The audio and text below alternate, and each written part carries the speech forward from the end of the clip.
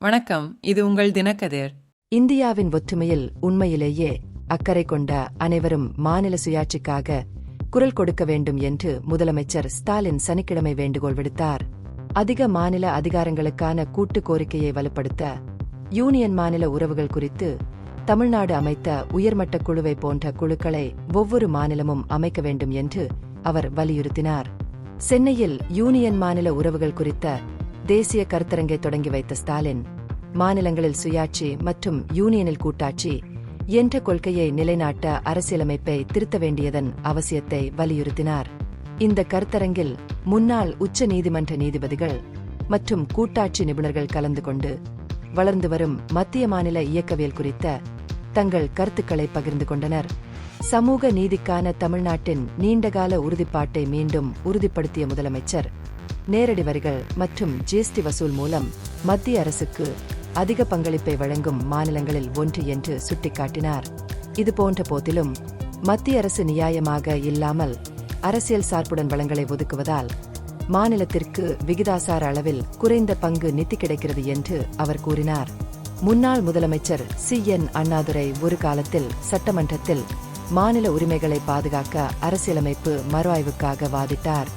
இந்த தொலைநோக்கு பார்வையின் தொடர்ச்சியாக 1969ஆம் ஆண்டில் கருணாநிதி ராஜமன்னார் குழுவை அமைத்து தொழிற்சங்க மாநில உறவுகளை ஆய்வு செய்து பரிந்துரைகளை வழங்கினார். 1974ஆம் ஆண்டில் ராஜமன்னார் குழுவின் திட்டங்களை செயல்படுத்துமாறு கருணாநிதி அப்போதைய பிரதமர் இந்திரா காந்தியிடம் முறையிட்டதாக ஸ்டாலின் குறிப்பிட்டார். இன்று தமிழ்நாடு, மேற்கு வங்கம், கர்நாடகா, கேரளா, ஆந்திரா, தெலுங்கானா, பஞ்சாப் மற்றும் ஜார்க்கண்ட் போன்ற பல மாநிலங்கள் பாஜக அல்லாத கட்சிகளால் ஆளப்படுகின்றன. அவை மையப்படுத்தல் குறித்து இதே போன்ற கவலைகளை பகிர்ந்து கொள்கின்றன.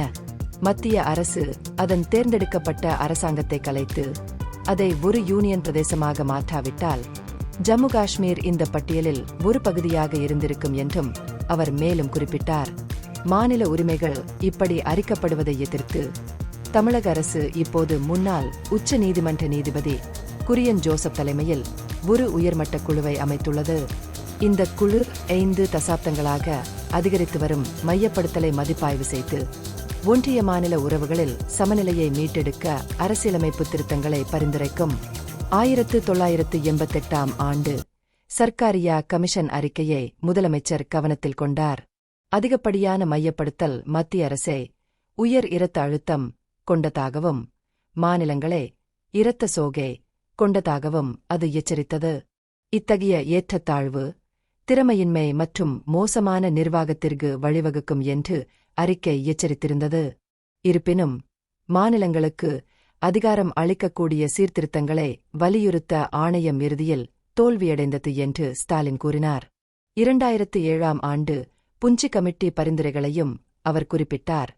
இது அந்தந்த மாநில அரசுகளுடன் கலந்தாலோசித்து ஆளுநர்களை நியமிக்க வேண்டும் என்று பரிந்துரைத்தது. இருப்பினும் மத்திய அரசு இந்த திட்டத்தை ஒருபோதும் ஏற்றுக்கொள்ளவில்லை. ஸ்டாலின் வாதிட்டது தற்போதைய தமிழக ஆளுநரின் நடத்தையில் தெளிவாக பிரதிபலிக்கிறது.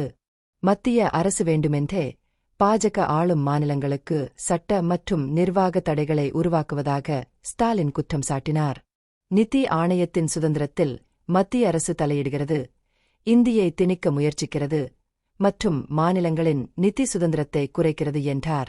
இந்தி திணிப்புக்கு எதிரான தமிழ்நாட்டின் நிலைப்பாட்டை பல மாநிலங்கள் இப்போது ஆதரிக்கின்றன என்றும் மகாராஷ்டிரா முதல்வர் தேவேந்திர அட்னாவிஸ் சமீபத்தில் தனது மாநிலத்தில் இந்தி கட்டாயமில்லை என்று தெளிவுபடுத்தியதாகவும் அவர் கூறினார்.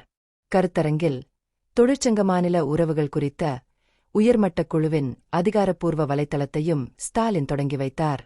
மாநில சுயாட்சி எப்போதும் திராவிட இயக்கத்தின் மையமாக இருந்து வருகிறது என்பதை துணை முதல்வர் உதயநிதி ஸ்டாலின் மீண்டும் வலியுறுத்தினார். 2021 முதல் அரசியலமைப்பின்படி மத்திய அரசை ஒன்றிய அரசு என்று குறிப்பிடுவதில் திமுக தொடர்ந்து செயல்பட்டு வருவதாக அவர் கூறினார். கூட்டுத் திட்டங்களில் ஒன்றியத்தின் பங்கு படிப்படியாக குறைக்கப்பட்டு மாநிலங்கள் விகிதாச்சாரத்தில் இல்லாத அளவுக்கு பெரிய சுமையை சுமக்க வேண்டியிருப்பதால் தமிழ்நாடு கடுமையான நிதி நெருக்கடியில் உள்ளது என்றும் அவர் குறிப்பிட்டார்.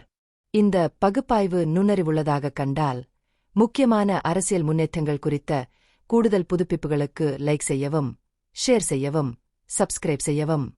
இது உங்கள் தினக்கதிர். நன்றி.